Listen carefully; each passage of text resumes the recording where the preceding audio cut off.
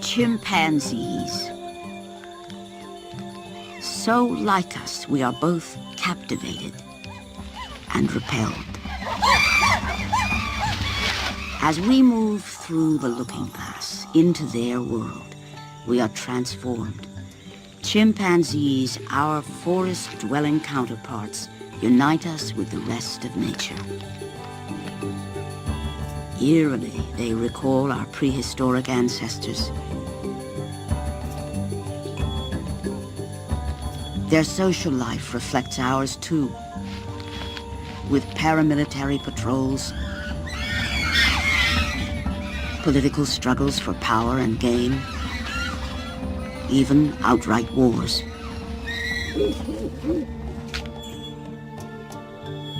The tender affection they show for one another, their gestures and expressions all seem strangely familiar.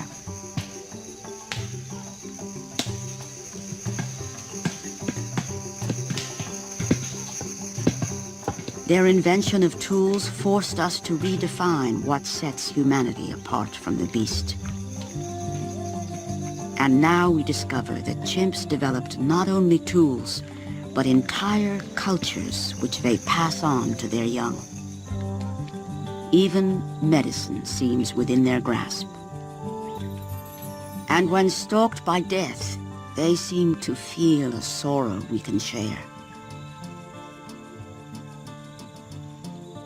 With a shiver of recognition, we glimpse the mind of the chimp and realize we are not alone.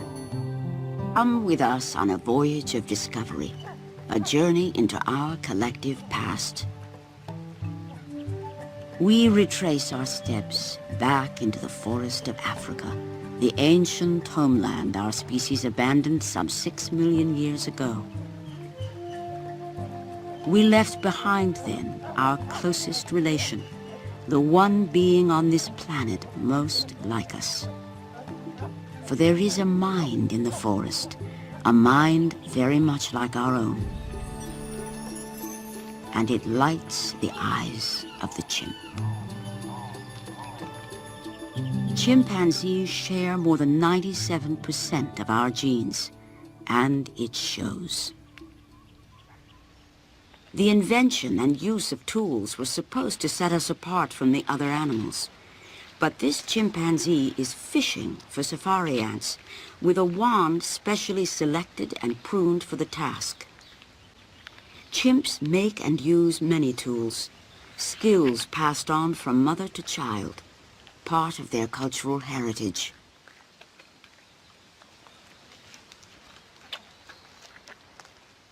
Ant fishing requires real expertise. Safari ants are a rich food source, but they pack a vicious bite. With one fell swoop, they're down.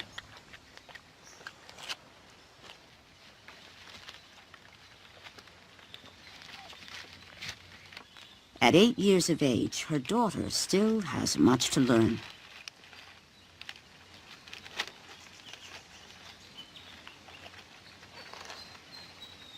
But someday she will master this technique, not just by trial and error, but by watching her mother at work. For the past 35 years, scientists have been watching and learning from her mother as well. She was an infant herself when she met her first human being, who named her Fifi. That human was Jane Goodall. Jane came to know Fifi, her mother Flo, and her entire family quite intimately. Goodall was the first human to be accepted by wild chimpanzees. What she discovered revolutionized our concept of chimps and of ourselves. All across Africa, others have followed Goodall's lead. A second species of chimpanzee is studied by Takayoshi Kono. Called bonobos, they're famous for their human-like appearance and the way they substitute sex for violence. unlike the more aggressive chimps studied by Goodall and Christophe Bosch. Bosch has unveiled hunting strategies and elaborate tool use among rainforest chimps, leading him to suggest these things might have evolved before our forebears left the forest. And Richard Wrangham believes he may even have discovered chimps practicing a primitive kind of medicine.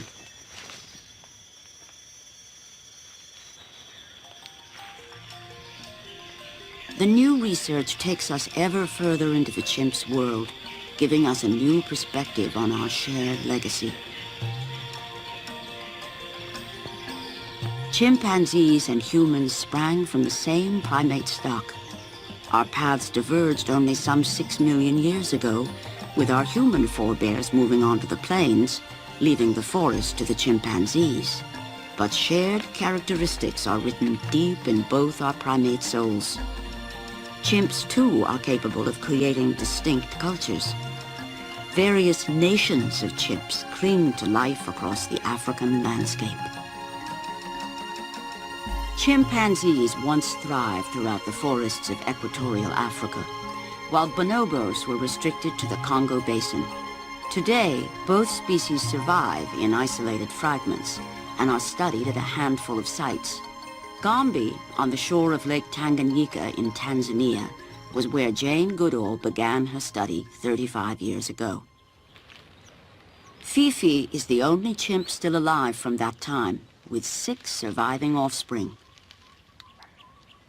Freud, her eldest, is now the dominant male in her group, while her younger son, Frodo, is the largest chimp at Gombe and working his way up the male hierarchy. Freud now leads the tightly bonded party of males that form the core of the group.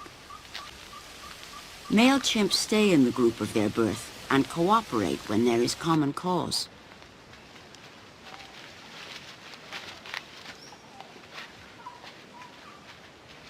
Every week or so, the males form a paramilitary patrol to defend and test the borders of their territory.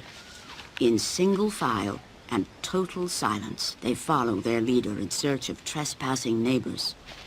Hair standing on end, they listen for the voices of their foes. Each community of male chimps jealously guard their territory and the females in residence. A stranger turns and flees. Though groups of males rarely engage in battle, an individual caught by a border patrol is at serious risk. In the 1970s, Jane Goodall described a harrowing chain of events. Her study group split in two, and over the course of 4 years, the males of one group systematically hunted down and brutally killed every adult in the other group. Chilling evidence that warfare is a painful legacy from our primate forebears.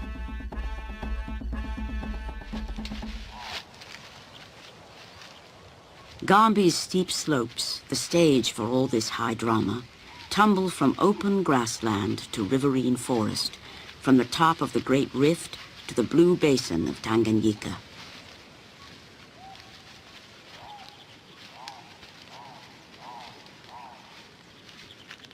Today, a new generation climbs the path blazed by Jane Goodall.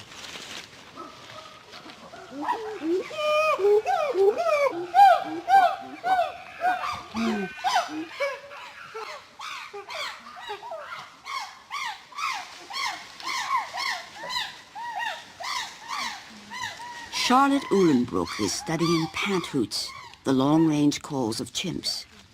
She follows one male all day, recording the precise time and circumstances of any panthoot he makes.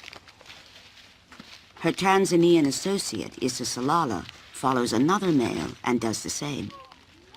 At the end of the day, they will compare their notes to see whether they've witnessed two sides of a conversation and to try and decipher its meaning.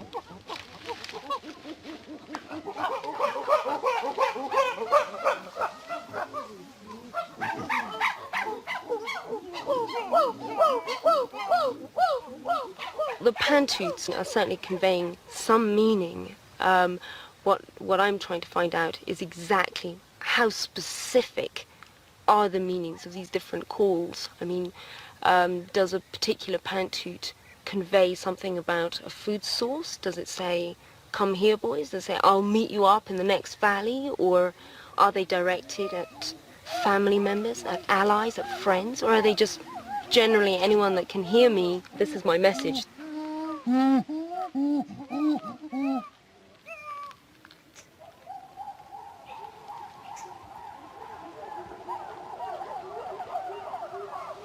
We haven't got our ears tuned in. I mean, it's like different cultures very often. It's difficult to hear a slightly different pronunciation. So certainly we're not hearing all the different subtleties. Sometimes there's still just a cacophony of screams out there. And you're very hard pushed to pull them apart. But I'm sure the chimps can. I'm sure they know exactly what's going on. Females and their young are dominated by this thread of force. But when the fruit crop is ample, everyone feasts.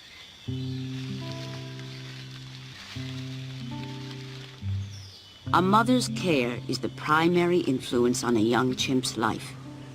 Orphans find life hard. Mel was orphaned at the tender age of 3. Only the generosity of others has allowed him to survive for 6 more years.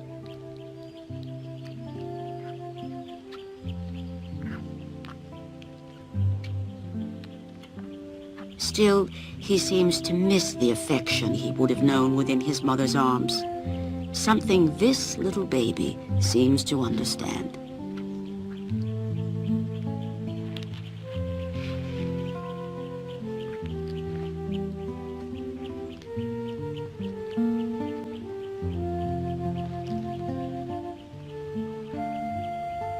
A temporary respite from a life of loneliness.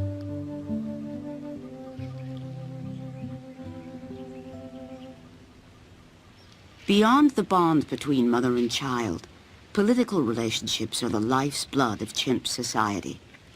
Even while relaxing, chimps are jockeying for status. Grooming is quite literally currying favor.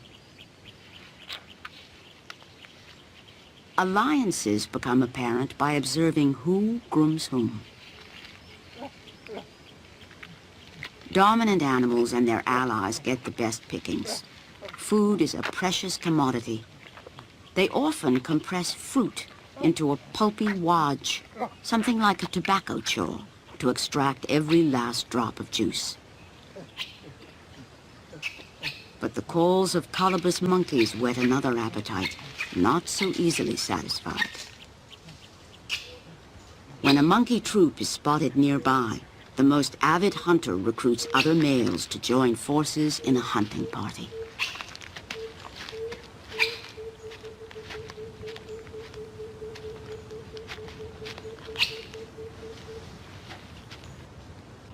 Red colobus monkeys nervously watch the gathering of bodies below. Craig Stanford studies the relationship between colobus and chimps. He hopes to shed light on the origins of human hunting. We know that at some point early in human evolution, meat became an important part of the diet. We don't understand exactly how that happened. Was it scavenging meat or hunting meat? Well, we know that the earliest stage of human evolution happened in a habitat just like this, East African woodland that's got open areas onto which our ancestors eventually moved and adapted to. So to be able to study hunting here is the best way to give us some kind of window onto the earliest origins of meat eating and our own ancestors 4 or more million years ago. Frodo is the best of the Gombe hunters. He's 17 years old, and yet he's killed 10% of the colobus population the last 3 years. It's really quite an incredible animal and a great hunter. That was Frodo. All the hunters, including Frodo, will try to catch a monkey for himself. By joining forces, the chimps hope to strand some monkeys in an isolated treetop with no route of escape, except into the clutches of a chimp. Although we see elements of cooperation at Gombe, what we think we're seeing mainly is individual selfish behavior by male hunters done within a communal setting. It's a little bit like a baseball game in that baseball is a communal game in which individual players are doing their piece, and in the end result is going to be success or failure. The more hunters there are, the greater the odds of success, and yet each individual hunter is performing selfishly. As the chimps climb up, the colobus retreat to the highest branches, too slender to bear a chimp's weight.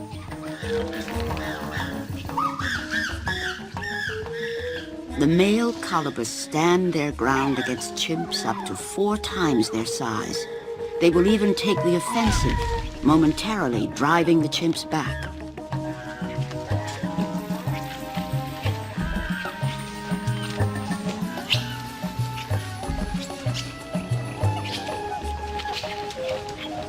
Holding his tail out of the chimp's reach, this male buys precious time for the escape of the females and young.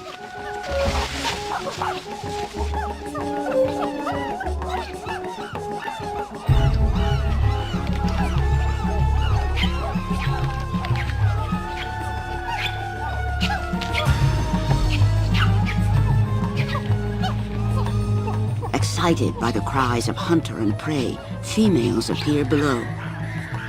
80 feet above the ground, Frodo displays his daring technique. But this time, he misses.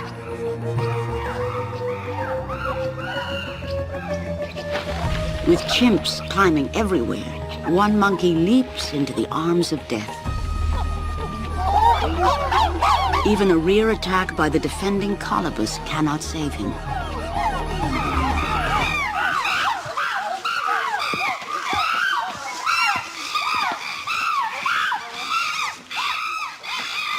The young hunter displays with his kill, but his triumph is short-lived.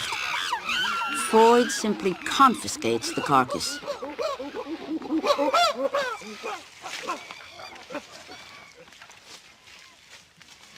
Freud settles down to share with his allies.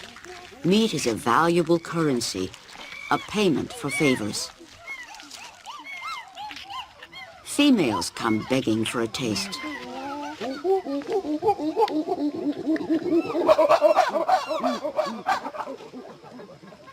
The orphan male searches for scraps, but he's soon sent packing.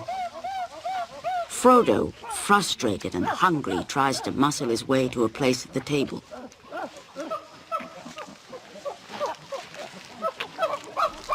But Freud will have none of it,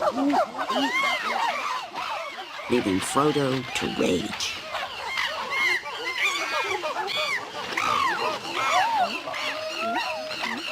His friends rush in to placate him, to little effect.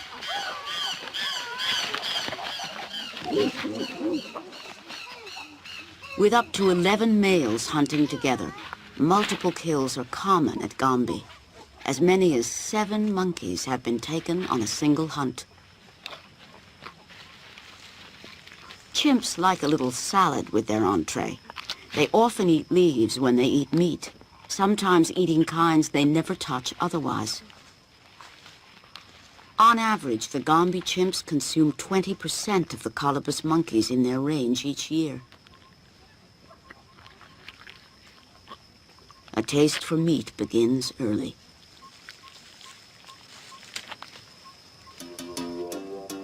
The free-for-all approach to hunting works well in Gombe's low and relatively open woodland. Catching monkeys high in the treetops requires a different strategy elsewhere.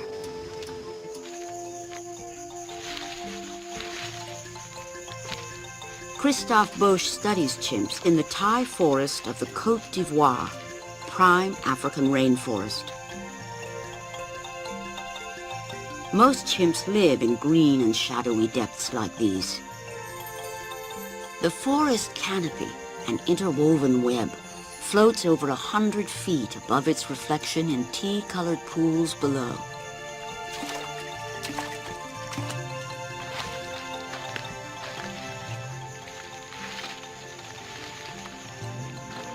Following his chimps, he's discovered that they're capable of an extraordinary level of cooperation. I mean, the chimps of the Thai forest are the tropical rainforest. The canopy layer is continuous. The biggest mammal they hunt, the red colobus, they are about a third the weight of the chimps. So it means that when colobus is on a thin branch, the chimps can't go there. If you go there, you fall down on the ground. So there is a big problem. They have to solve it. And the only way to solve it here is by hunting in group.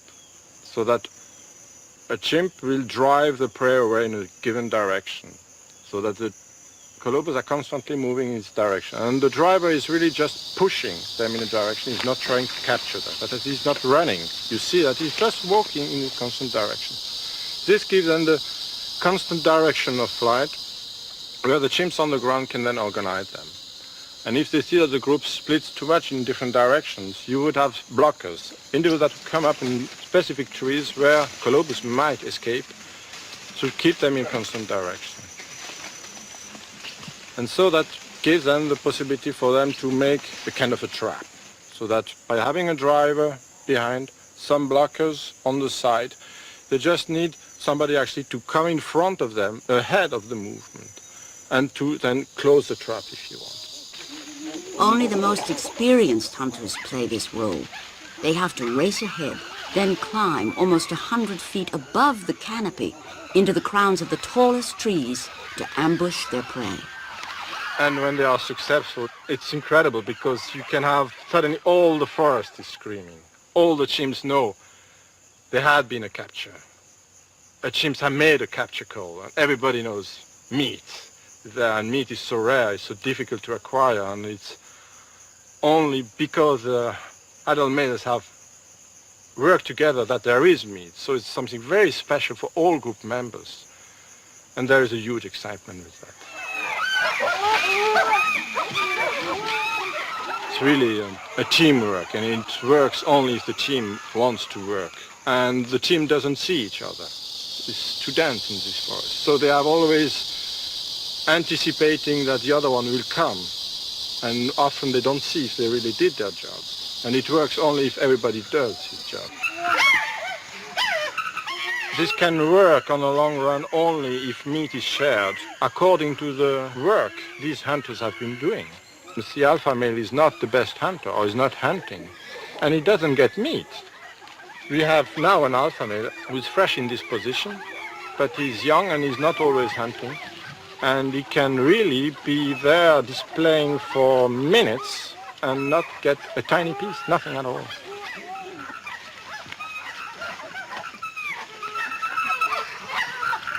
This division of the spoils based on right rather than might reveals a different division of power. Females who are allies of the hunters also gain access to the carcass, bringing their infants closer to the meat than the blustering alpha male.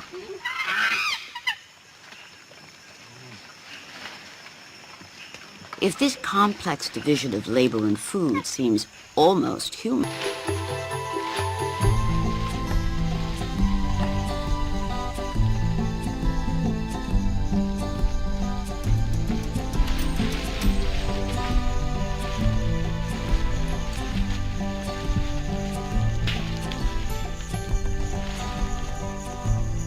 an infant chimp may seem secure within the bosom of his group, but this is not always true. A male has stolen the baby chimp from its frantic mother, who follows in desperate pursuit. In the Mahali Mountains south of Gombe, researchers have recorded this terrible event not once, but 7 times, and are at a loss to explain it. The alpha male is now in possession of the screaming infant. He actually beats back the mother with her own baby.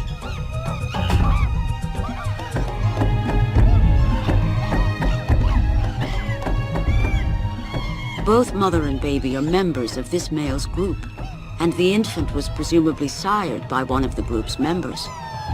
Males have been known to kill babies sired by outsiders, but this kidnapper could very well be the baby's father. The infant is killed by a bite to the face.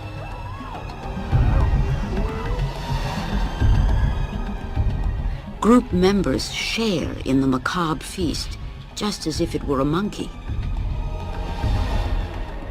Infanticide and cannibalism. Dark reflections of our common legacy. But the mirror of our primal past reflects light amidst the dark. Aggressive impulses may be rooted in our distant ancestry, but so is our capacity for peaceful coexistence.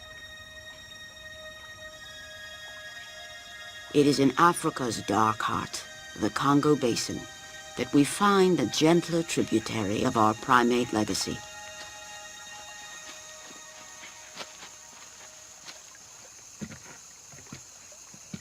Takayoshi Kano has led the research here in Wamba, Zaire for the past 22 years. He comes here in search of the second little-known species of chimpanzee. Sugarcane is a sweet lure used to call down the elusive bonobo.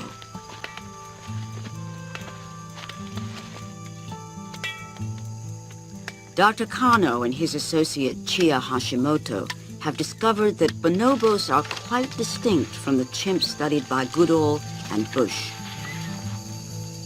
At first glance, they are different. Although they've been called pygmy chimps, they're not smaller, just more slightly built.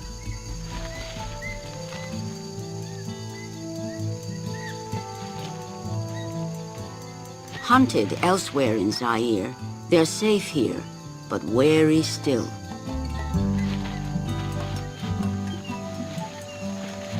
The sugarcane buffet proves irresistible. At ease on 2 legs, as well as on 4, they simply rise up and walk, so their hands are free to carry the cane. Eerily, their long, shapely limbs and upright gait recall our own prehistoric forebears, and their natural 2-legged gait is only the first surprise they have in store for us.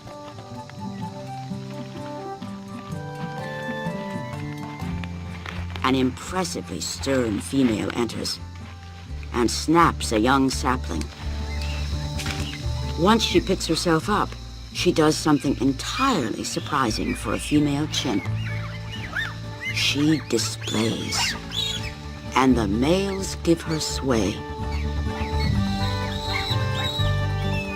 For this is the confident stride of the group's leader, its alpha female, whom Kano has named Haru.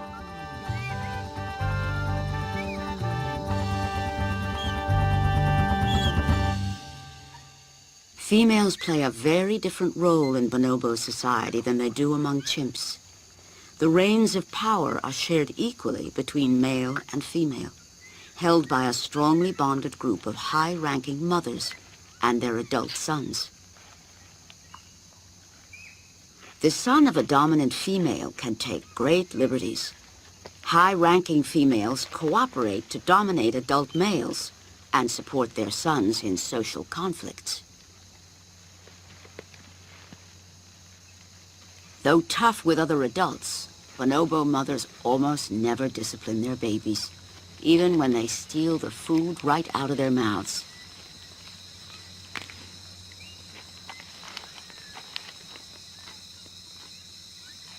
Haku, an 11-year-old adolescent male, has lost the loving attention of his mother.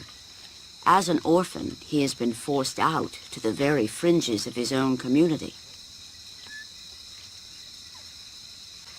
He's old enough now to begin to make his mark, but without a mother's help, his chance of success is nil. Males stay with their mothers for their entire lives and rely upon their backing. With no mother to back him up, Haku must be wary of 10, the alpha male.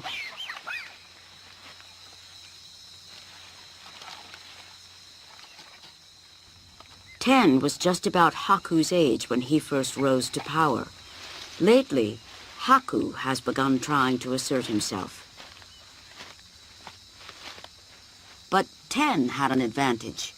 His mother was the alpha female before Haru, and he rose to power on her apron strings. He will not tolerate any display from this motherless child. Haku has spirit, but to no avail.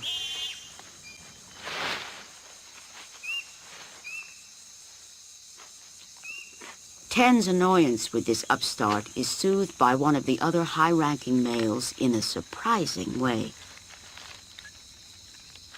Instead of fighting, bonobos use sex to diffuse aggression in this genuine make-love, not war society. Bonobos have largely divorced sex from its reproductive role. Sex is used by all bonobos, regardless of gender or age, to form bonds and mitigate tension. So Haku is not likely to suffer physical harm, but without family backing, his bid for status is probably doomed. Adolescent females must face a still greater challenge. They leave the group of their birth and visit neighboring groups in search of a new home for the rest of their lives. This female, called Shin, has chosen Dr. Kano's group, but she must first pass muster with the formidable Haru. Female bonobos also use sex to forge strategic alliances with each other.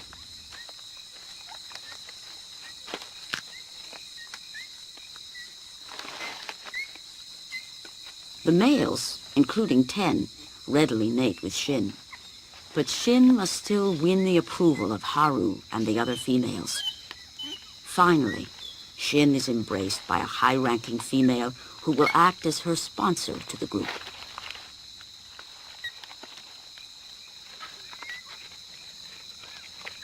Shin settles down to enjoy the sugarcane within the circle of her new community. With equality between the sexes and the substitution of sex for violence, the social lives of bonobos are very different from that of their sibling species, the chimp. While chimps may wage war, the gentle lives of bonobos show that violence, although part of our primate inheritance, is not inevitable. Their social lives are fascinating, yet it is the mystery and potential of the chimpanzees' inner minds that intrigues us most.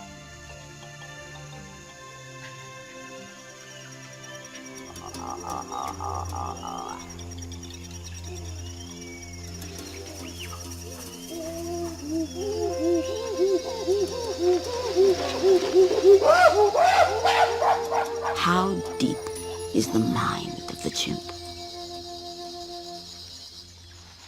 Christoph and Edwige Busch have been mapping the chimpanzee mind through an extraordinary kind of tool use. There was this great day, it was beginning of December in '79. I was following chimps through unknown lands. I didn't know where I was anymore. They were drumming, screaming. I followed with my compass behind. And suddenly there was great excitement, and I was hiding under some vegetation, and there was a clearing in front of me with a big tree, big branch sticking out, and I heard some banging, so I approached without making a slightest noise. And I heard the chimps coming. They passed me. I could feel their warmth. I could smell them. They all started climbing up these trees with big tools in their hands and banging on something, which I finally realized they were cracking nuts. The sight is unforgettable, something of prehistoric times, the image of these great animals using these big tools. To crack nuts, the chimps seem to have grasped the concepts of hammer and anvil. The anvil is a tree root, the hammer a wooden club or sometimes even a stone. Although it may seem effortless, it takes a decade of practice before the chimps develop real expertise. When you look at these images of chimps cracking nuts, it looks terribly easy. And people don't realize how difficult it is. I made an experiment. I asked a primatologist who came to visit me here. I gave him some nuts and a nice place in the forest, and I told him, yeah, crack some nuts now. You will see how easy it really is. It took him 25 minutes to open the first nut. It took him 40 minutes to eat 3 nuts. And you can imagine, if you really have to fight 40 minutes for 3 nuts, it's not worth it. I remember the very first time I saw a female mother who was looking at her 5-year-olds trying to crack a nut. And she was fighting with a very, very strange formed club. And she was changing her position all the time and changing the grip of the hammer and didn't succeed. And she was starting to whimper, not knowing what to do. And then the mother came. The infant immediately stepped a bit backwards. And the mother took the hammer and in a very slow motion move, she turned the hammer. And just the move, this turning the hammer, took her a whole minute. So it was even slower than I did. And as to emphasize, that's the way you should hold the hammer. And she cracked for some nuts for her and then left. And the infant tried again with exactly the same grip as the mother. She still had some trouble to crack the nut. So she changed position, changed the place of the hammer, but kept all the time exactly the same grip as the mother showed her. So that's really correcting an error in an infant, which is really the highest form we would consider of active teaching. And that just was kind of a surprise, was the first observation in animal, for an animal doing that. A young chimp's tutor is its mother, who teaches it most of the skills it needs to survive.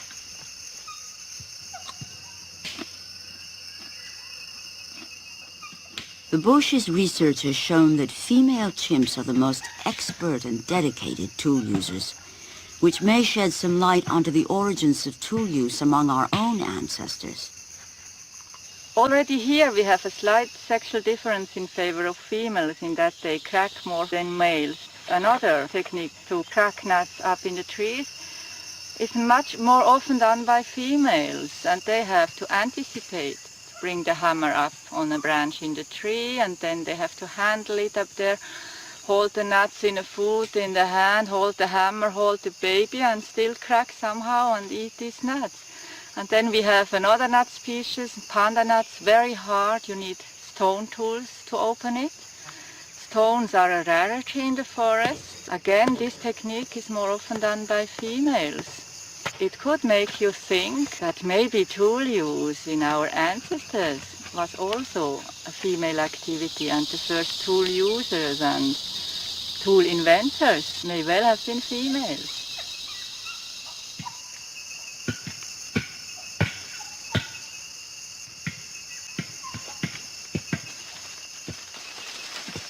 Females also transport learned skills between chimp communities when they move from group to group at adolescence. But sadly, as chimp populations become increasingly isolated, this kind of cultural exchange will come to an end.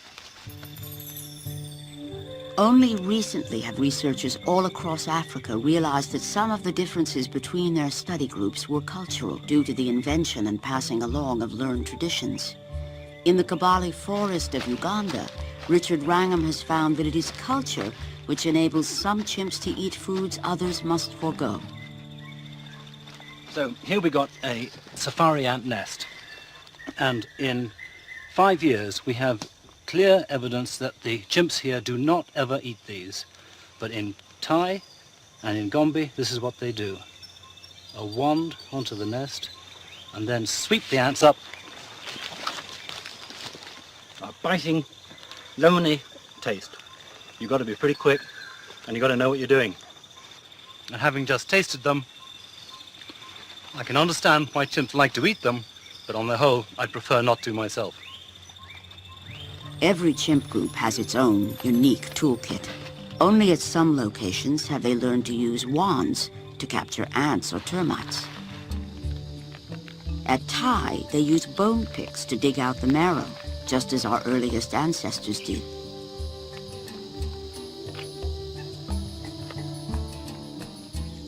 They will also use a wad of fruit as a sponge to help squeeze out every trace of sweetness from the pulp. while at Gombe, as well as at Tai, chewed leaves make a sponge to quench the thirst at shallow puddles. We have only begun to realize the depth of the traditional knowledge generated by the various nations of chimps. One puzzling cultural practice is the eating of hairy and unpalatable leaves. They ball them up in their mouths, forcing them down whole. Well, here I've got one of the leaves that is swallowed whole by chimpanzees. This particular one is the one that the chimpanzees tend to swallow at dawn. Why they do it at dawn is not clear, and indeed why they do it at all is still not certain. Well, one possibility is they're helping to remove worms. This is so new that we don't even know the name of this. We think it's part of a tapeworm, and it looks as though when the chimpanzees have this tapeworm, they swallow the leaves in order to expel the tapeworm. Scientists are now searching for drugs among the plants they believe chimps take as medicine. We have long tested human drugs on chimps. Someday we may test drugs discovered by chimps on ourselves. Chimpanzee cultures also mold their methods of communication. Besides their calls, they use a symbolic language of gesture. Some gestures we hold in common. A kiss soothes a little domestic discord. Others we seem to recognize. Two males clasp hands and raise their arms in a salute as they begin to groom one another. Other gestures, such as leaf grooming, we are only beginning to decipher. When a chimp wants to be groomed, they pick a leaf and just run their thumbs over it, sometimes bring a mouth to it, and then drop it. What does this mean? Well, in functional terms, it means nothing, but it's a symbol. It's a symbol for the chimps. What it means to them is, I would like to be groomed. Or sometimes it means, I'm interested in you. If these gestures are truly cultural, we should be able to see them evolve as fashions change. Christoph Busch believes he has. Leaf clipping is a behavior where they take a leaf, makes a specific sound, and in Thai they do it before displaying. The interesting thing is that 2 years ago, chimps in Thai started for the very first time to leaf clip when they were making a resting period. They were asleep, they would change position, would do some leaf clipping and sleep again. So it was a totally new context of use. And interestingly, the individuals that started to use the leaf clipping in this new context were younger or were females. There is much we could learn from the chimps, but we're running out of time. Poaching for meat and the logging of forests are driving them towards extinction. Today, Jane Goodall is fighting to save them and their heritage. We're finding that across Africa, where different researchers are studying different chimpanzee groups, there are different traditions, different cultures. And the tragedy here is that the chimpanzees are disappearing so fast. Not only is it sad that the individuals are going, but their whole cultures are going too. And that's the area where we have most yet to learn. The group studied by Christoph Busch is disappearing fast. The cause is a mystery.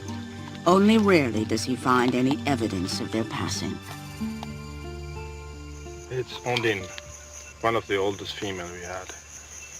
And she was found by the group actually dead on the floor with her last baby dead and the oldest juvenile sitting nearby, watching. The losses are tragic for the species and for all involved. I have lost in the last 6 years about half of the chimps. There were 80, there are now only 40 left. So it's a dramatic reduction. But for us it's depressing, yeah, sure.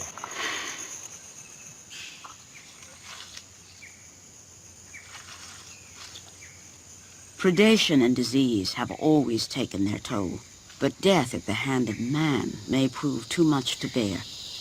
we have some clear proof that poachers are killing chimps here in our group. And I have the feeling that the toll they pay to poachers is just too much. And it's this part which is the causes of the decline of the population. And if that is true, it's very worrying, not only for the study group, but for all the chimps in this park. Each death is felt dearly. Yet it is when chimps are forced to confront death that we seem to catch a glimmer of the chimpanzee soul. What is striking is that they feel compassion. I mean, they really feel the individual as something not normal and that they need help. In one case, I observed a fresh juvenile being killed by a leopard. So you have an individual that looks actually very similar to a wounded one, but he's dead. And it was very surprising to notice that the chimps reacted totally differently, as if they knew this individual is not just injured, this individual is dead. And all the adult males stayed around the body for all this time, groomed it a lot, what they would never do with a live juvenile, and in a kind of a way asked for the other group members to show respect for the dead. And the only young that was authorized to come to the body was the younger brother of the dead. So, yeah, it makes you think what they feel and how they understand. We can only guess what this female, called Castor, understands about her own tragedy. Her infant is mortally ill. Since her baby is too feeble to cling to her, she resorts to carrying it with her foot as she climbs in search of the food she needs to survive.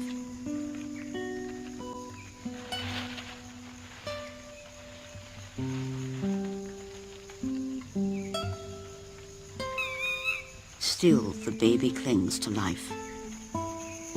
How do we really realize that somebody is dead? How would we realize if we didn't have all the science and all these things? So I think in a way they certainly know that something special is happening, that they would like to fight against it, but that they can't, and they realize it after a while. Finally, the emaciated form of her infant lies deathly still.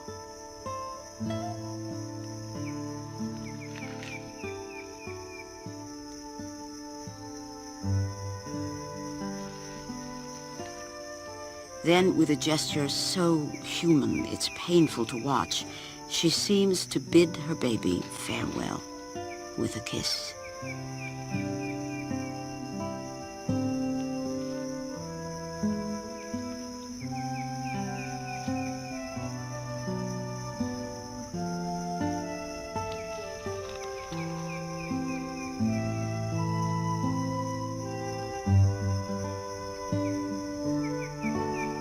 If chimps share with us the emotions that bring us to tears, perhaps they share others as well.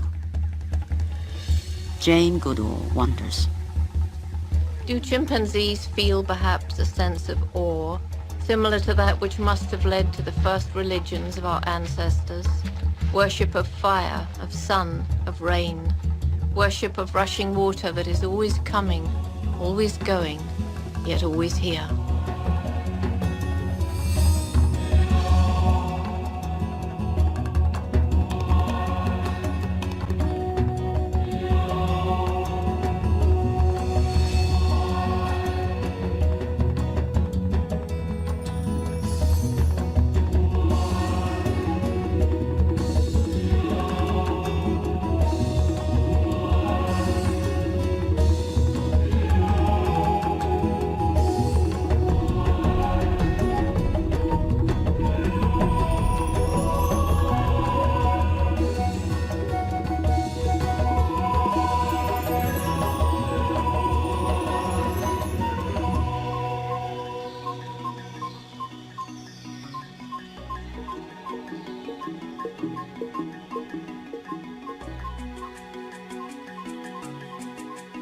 face to face with our nearest relations. Our mutual family history is glorious and tender, brutal and shocking. As humans, though, we are distinct and must choose how our own nature is expressed. But it's clear that for good or ill, we are part of nature. Just another of its promising but flawed creations. Through the study of the chimps, science, which once strove to set us apart from the rest of nature, has now brought us back within its fold, discovering this mind in the forest. What grabs you is when you feel that there's an animal out there that has a human-like mind, that can solve problems, that has extraordinary social relations, and has got this beginnings of the diversity of culture. It's when we see into the mind of the chimps that we get that strange tingle. What it means in a deep way is that as long as these chimpanzees are surviving, humans are in touch with their ancestry, and we know we're not completely alone.